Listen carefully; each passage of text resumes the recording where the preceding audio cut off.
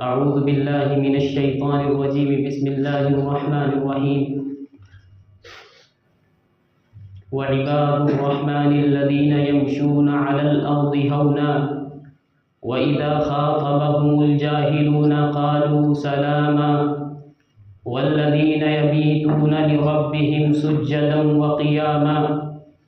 والذين يقولون ربنا اصرف عنا عذاب جهنم إن عذابها كان غراما إنها ساءت مستقرا ومقاما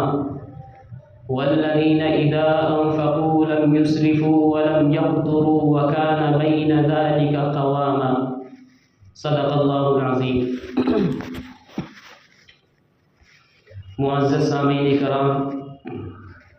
یہ میں نے قرآن کریم کی جو آیت شریفہ آپ کے سامنے تلاوت کی، اس میں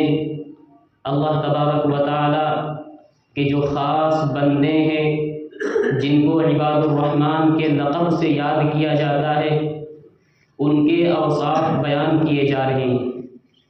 تقریباً 13 اوصاف بیان کیے گئے ہیں، جس میں شروع کے 3 وصف یا 3 صفتیں پچھلے ہفتے بیان کی گئی تھی. اب آگے کے جو اوصاف ہیں وہ انشاءاللہ اس ہفتے بیان کیے جائیں گے. پچھلے ہفتے عباد الرحمن کی جو سب سے پہلی صفت، پہلی، دوسری، تیسری 3 صفتیں بیان کی گئی تھیں. اللہ تبارک و تعالی فرماتا ہے وَعِبَادُ الرَّحْمَنِ الَّذِينَ يَمْشُونَ عَلَى الْأَرْضِ هَوْنًا وَإِذَا خَاطَبَهُمُ الْجَاهِلُونَ قَالُوا سَلَامًا وَالَّذِينَ يَبِيتُونَ لِرَبِّهِمْ سُجَّدًا وَقِيَامًا. کہ عباد الرحمن کی پہلی صفت یہ ہے کہ وہ زمین پر عاجزی کے ساتھ چلتے ہیں. تواضع، ہر کام کے اندر تواضع ہوا کرتا ہے. اور دوسری صفت یہ بیان کی گئی وَإِذَا خَاطَبَهُمُ الْجَاهِلُونَ قَالُوا سَلَامًا، کہ جب ان سے کوئی جہالت کی بات کرتا ہے، ان سے جب کوئی برائی کی بات کرتا ہے تو وہ اس کے جواب میں اسی طرح کے نہیں ہو جاتے ہیں، بلکہ وہ اگر ان کو کوئی گالی بھی دیتا ہے تو اس پر صبر کرتے ہیں. کوئی بری بات ان سے کرتا ہے تو وہ اچھائی کے ساتھ اس کا بدلہ اور جواب دیتے ہیں، وہ بھی ان کے ساتھ برے نہیں ہو جاتے ہیں. یہ اللہ کے جو خاص بندے ہیں ان کی دوسری صفت ہے. اور تیسری صفت اللہ تبارک و تعالیٰ نے جو بیان فرمائی والذین یبیتون لربہم سجدا وقیاما، کہ لوگوں کے ساتھ ان کا معاملہ تو یہ ہوتا ہے کہ جب وہ کسی سے ملتے ہیں تو اچھے اخلاق کے ساتھ پیش آتے ہیں، ان کے چہرے کے اوپر مسکراہٹ ہوتی ہے، کسی کے بارے میں وہ برا نہیں سوچتے ہیں، ان کا دل تمام لوگوں سے صاف ہوا کرتا ہے. اور اللہ کے ساتھ معاملہ یہ ہے کہ وہ 5 وقت کی نمازوں کی پابندی کرتے ہیں، اللہ کے دیگر احکامات کے اوپر مکمل طور پر عمل کرتے ہیں. یہ تو جو اللہ کے فرائض ہیں، جو سب کے لیے عام قانون ہے، عام ضابطہ ہے، یہ اس کے بارے میں ہے کہ اس میں یہ پورے کے پورے اترتے ہیں. اور تیسرے نمبر پہ والذین یبیتون لربہم سجدا وقیاما، کہ فرائض کے ساتھ ساتھ وہ نوافل کا اس قدر اہتمام کرتے ہیں کہ ساری کی ساری رات ان کی عبادت میں گزر جایا کرتی ہے. ساری کی ساری رات اللہ کا قرآن پڑھتے ہوئے ان کی رات، ساری کی ساری راتیں گزر جایا کرتی ہیں. دن میں تو 5 وقت کی جو نماز سب کے اوپر فرض ہے، عام ضابطہ، عام قانون ہے، اس پر تو مکمل طور پر عمل کرتے ہیں. اور جو نفلی عبادتیں ہیں، جو ان کی تنہائی ہے، ان کی تنہائی کی زندگی کو بیان کیا جا رہا ہے کہ جس طریقے سے لوگوں کے سامنے ان کا معاملہ اچھا ہے، ان کے پروردگار کے ساتھ ان کا معاملہ اچھا ہے، ان کی تنہائی کی زندگی بھی بہترین ہوا کرتی ہے. ساری ساری رات اللہ کا قرآن میں ان کی راتیں گزر جایا کرتی ہیں، اللہ کے سامنے روتے ہوئے، گڑ گڑاتے ہوئے ان کی ساری راتیں گزر جایا کرتی ہیں. تو یہ 3 وصف ہیں جو پچھلے ہفتے بیان کیے گئے تھے. اب اس ہفتے چوتھا وصف جو بیان کیا جائے گا، اللہ آگے فرماتا ہے والذین یقولون ربنا اصرف عنا عذاب جہنم ان عذابها کان غراما، کہ یہ جو اللہ کے خاص بندے ہیں جن کو عباد الرحمن کے لقب سے یاد کیا گیا ہے، جن کے یہ معاملے ہیں کہ اللہ کے ساتھ بھی بہترین معاملہ، لوگوں کے ساتھ بھی بہترین معاملہ، ان کی تنہائی بھی بہترین والی تنہائی، لیکن پھر بھی وہ اپنی ان تمام باتوں کے اوپر بھروسہ کر کے بیٹھ نہیں جاتے. یہ خیال نہیں کر لیتے کہ اب ہم کو کچھ نہیں کرنا ہے، اب تو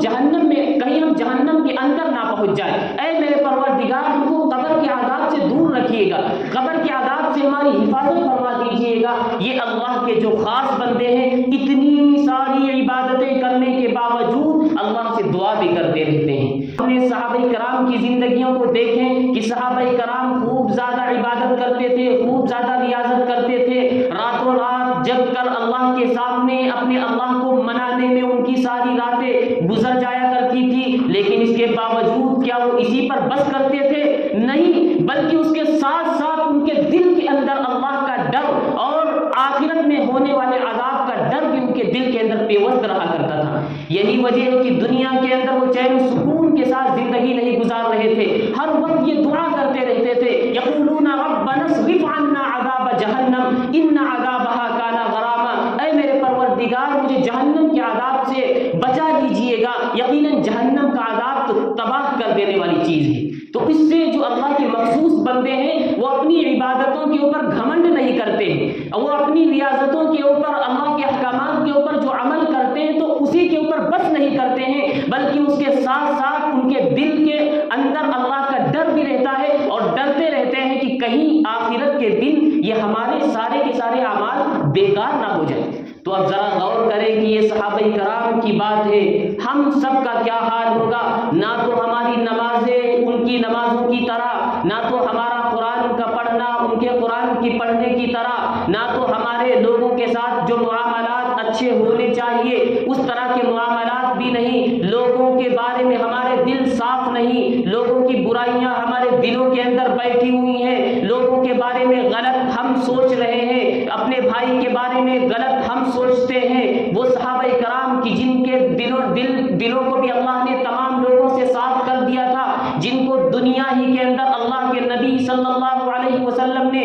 जन्नत का सर्टिफिकेट दे दिया था कि ये जन्नती हैं, ये जन्नती हैं, ये जन्नती हैं। दुनिया ही के अंदर उनको खुशखबरी सुना दी गई थी कि सहाबा कराम तमाम के तमाम जन्नती हैं, उलाइका हुमुर राशिदून। सैकड़ों आयात के अंदर सहाबा कराम की तारीफ कर दी गई थी, अल्लाह उन सबसे राजी हो गया। उसके बावजूद उनकी इबादतों का, उनके मुआमलात का और उनके डर का यह आलम है कि सब कुछ करने के बावजूद आखिरत के बारे में किस कदर डरते हैं। अल्लाह के नबी सल्लल्लाहु अलैहि वसल्लम के बारे में खुद आता है कि नबी तमाम के तमाम अंबिया तो गुनाहों से मासूम हुआ करते हैं, इसके बावजूद मुस्लिम शरीफ की रिवायत के मुताबिक अल्लाह के नबी सल्लल्लाहु अलैहि वसल्लम हर रोज 100 मरतबा इस्तिगफार पढ़ा करते थे, अस्तगफिरुल्लाह, अल्लाह से इस्तिगफार की दुआ करते रहते थे। हालांकि आप तो बख्शाए थे, आपके बारे में तो कोई किसी को शक ही नहीं हो सकता कि आपकी बख्शिश ना हो, उसके बावजूद आपका आलम यह है कि आप दिन में 100 मरतबा इस्तिगफार करते थे। तो हम सबको कितना ज्यादा इस्तिगफार करने की जरूरत है।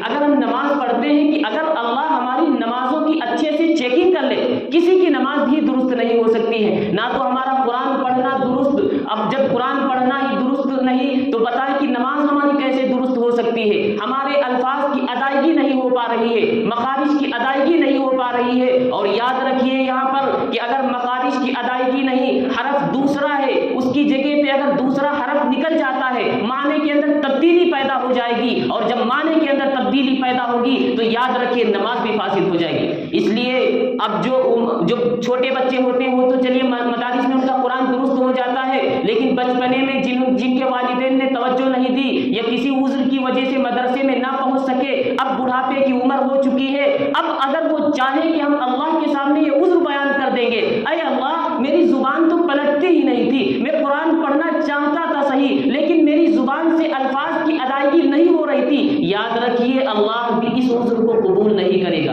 आज अल्लाह ने हमें आपको मौका दिया है, हर जगह हुफाज मिल जाते हैं, हर जगह आलिम दीन मौजूद हैं, आपको फ्री में पढ़ाने के लिए भी मिल जाते हैं। आप 10 से 15 मिनट आप रोजाना का वक्त निकालें, कुरान दुरुस्त करने की कोशिश करें। इसी कोशिश में अगर आपका इंतकाल हो जाता है, यकीन मानिए कि इस कोशिश के नतीजे में अल्लाह आपकी बख्शिश भी फरमा देगा कि मेरे बंदे का अल्फाज दुरुस्त नहीं थे, मखारिज की अदायगी नहीं थी, अल्फाज नहीं अदा हो रहे थे, इसके बावजूद इसके दिल के अंदर तड़प तो थी अल्लाह के कुरान को दुरुस्त करने की, अल्लाह के कुरान को समझने की तड़प तो थी। तो इस तड़प के नतीजे में अल्लाह हमारी बख्शिश फरमा देगा। इसलिए जो हजरात काफी उम्र जिनकी हो चुकी है, जिनका कुरान दुरुस्त नहीं है, तो कुरान दुरुस्त करने की कोशिश करें। जब कुरान दुरुस्त होगा तो हम नमाज के अंदर जो कुरान पढ़ेंगे तो مانی ہماری نماز بھی درست ہوگی۔ اس لیے جب ہماری نماز درست ہوگی پھر ہمارے دوسرے جو اعمال ہیں وہ بھی درست ہو جائیں گے۔ تو جو اللہ کے مخصوص بندوں کی یہ تیسری چوتھی صفت بیان کی جا رہی ہے، اس کے ہم مصداق بن جائیں گے کہ ہم خوب اچھے سے عبادت بھی کرتے ہیں، لوگوں کے ساتھ ہمارا معاملہ بھی درست ہے، ہماری تنہائی بھی درست ہے۔ چوتھے نمبر پہ ہم اللہ سے دعا بھی کرتے ہیں، اے اللہ ہم کو آخرت کے عذاب سے بچا لیجیے گا۔ قبر کا اندر کا عذاب چونکہ بڑا سخت ہوگا، جہنم کا عذاب چونکہ بڑا سخت ہوگا، اتنا سخت ہوگا، اتنی موٹی اس کی دیواریں ہوتی ہیں کہ اگر سوئی کے برابر بھی سوراخ کر دیا جائے جہنم کی دیوار کے اندر تو اتنے سوراخ کی وجہ سے پوری دنیا جل کے راکھ ہو جائے گی۔ اب ذرا غور کریں، جو جہنم کے اندر پہنچ گیا تو کیا حشر ہوگا۔ تو اس لیے اللہ کے جو خاص بندے ہیں اپنی عبادتوں کے اوپر گھمنڈ نہیں کرتے ہیں، اپنی عبادتوں کے اوپر بھروسہ نہیں کرتے ہیں، چونکہ جب میدان محشر والا دن ہوگا، قیامت کے قبر کے اندر، چونکہ ہمارے حسب و نسب کو نہیں دیکھا جائے گا، ہمارے اعمال دیکھے جائیں گے، ہمارے اعمال کے بارے میں پوچھ ہوگی۔ جیسا کہ حضرت فاطمہ کے بارے میں آتا ہے کہ جب ان کا جنازہ تیار ہوا، چونکہ انہوں نے پہلے وصیت کر دی تھی کہ مدینہ المنورہ کے اندر کسی کو خبر نہ دیجیے گا، حضرت علی نے کہا میں تو پورے مدینہ والوں کو اس کی خبر دوں گا کہ حضرت نبی اکرم علیہ السلام کی چہیتی بیٹی حضرت فاطمہ کا انتقال ہوا ہے، تو میں کیوں نہ خبر دوں۔ حضرت فاطمہ نے منع کیا، نہیں میں چاہتی ہوں کہ جس طریقے سے غیر محرم نے زندگی میں میرے جسم کو، میرے لباس کو نہیں دیکھا، میں چاہتی ہوں کہ ایسے ہی مرنے کے بعد بھی کسی غیر محرم کی نگاہ میرے جسم کے اوپر نہ پڑے۔ چنانچہ ایسا ہی ہوا۔ 3 لوگ ہیں، چونکہ اٹھانے والے جو چارپائی ہوتی ہے اس میں 4 پائے ہوتے ہیں، اب 3 لوگ ہیں، قبر میں لے چلتے ہیں، ساتھ میں حضرت ابو ذر غفاری بھی مل جاتے ہیں، وہ بھی ساتھ میں ہو جایا کرتے ہیں۔ قبر میں دفن کرنے کے بعد دیکھا کہ حضرت حسین پریشان ہے، حضرت حسن پریشان ہے، حضرت علی پریشان ہے، حضرت ابو ذر غفاری سے نہ رہا گیا، انہوں نے قبر کو مخاطب کیا اور کہا اے قبر تجھے خبر بھی ہے کہ یہ جنازہ کس کا ہے، یہ لاش کس کی ہے، یہ میت کس کی ہے؟ یہ نبی اکرم علیہ السلام کی چہیتی بیٹی حضرت فاطمہ کا جنازہ ہے، یہ حضرت حسن اور حضرت حسین کی ماں ہے، یہ حضرت علی کی بیوی ہے۔ قبر سے آواز آتی ہے اے ابو ذر غفاری، یہاں پہ حسب و نسب گنانے کی ضرورت نہیں، یہاں پہ یہ بتانے کی ضرورت نہیں یہ کس کی بیٹی ہے، یہ کس کی ماں ہے، یہ کس کی بیوی ہے، یہاں تو یہ چلے گا کہ اس کے اعمال کیسے ہیں۔ اگر اعمال درست ہے تب تو اس کی بخشش ہو جائے گی، تب تو عذاب قبر سے اس کو محفوظ کر دیا جائے گا، لیکن اگر یاد رکھیے اگر اعمال درست نہیں ہے یہاں حسب و نسب نہیں چلے گا، حسب و نسب نہیں چلے گا۔ یہ حضرت فاطمہ کے بارے میں بات ہے۔ تو ہم اور آپ کس